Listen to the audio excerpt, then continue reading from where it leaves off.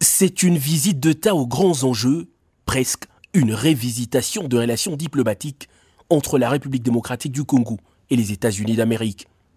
Anthony Blinken, accueilli à l'aéroport international de Njili ce mardi par le vice-premier ministre, ministre des Affaires étrangères, a de suite été conduit au nouveau palais présidentiel de Mongalema pour un entretien en bilatéral avec le président de la République, Félix-Antoine Tshisekedi.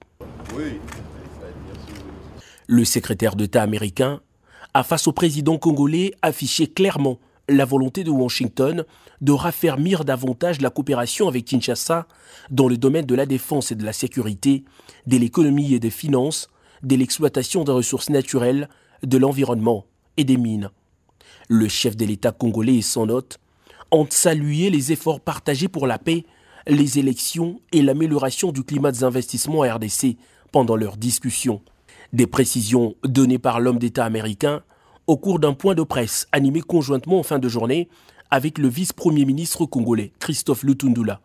Concernant l'épineuse question de l'agression rwandaise certifiée par les experts des Nations Unies dans un rapport, les États-Unis ne ferment pas l'œil, a répondu Blinken à une question lui posée.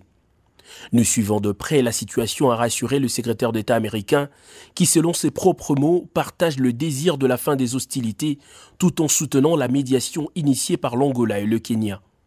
Par rapport à l'Est de la RDC, évidemment, nous partageons ces préoccupations. C'est vrai, il y a des personnes à travers la région. Nous partageons les préoccupations. Nous voulons que cette violence qui sévit à l'Est du pays puisse prendre fin. Nous respectons la souveraineté de la RDC ainsi que son intégrité territoriale. Une position claire que Blinken promet de capitaliser dans ses discussions avec les autorités de Kigali après son séjour de Kinshasa.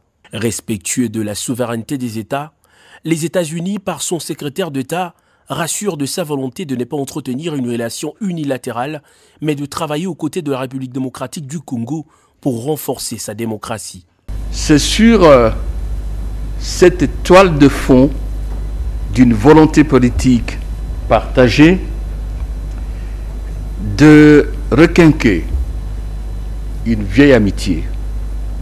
Une vieille amitié, mais qui résiste à l'érosion du temps et aux péripéties de l'histoire, quelles qu'elles aient été. C'est sous cette toile de fond.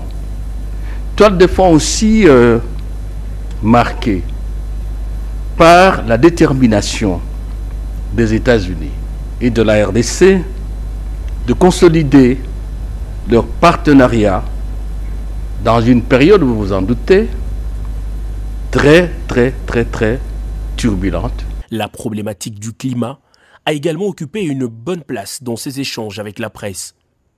Non, la RDC ne vend pas son patrimoine et veille à la protection de l'écosystème pour le bien de l'homme, a répondu Christophe Lutundula à la question sur les conséquences directes de l'exploitation des blocs gaziers de la RDC, dont les appels d'offres ont été récemment lancés.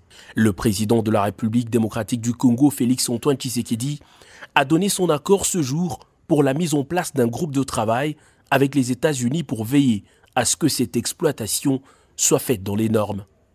Anthony Blinken va poursuivre ses discussions avec les officiels congolais avant de quitter Kinshasa pour Kigali, au Rwanda.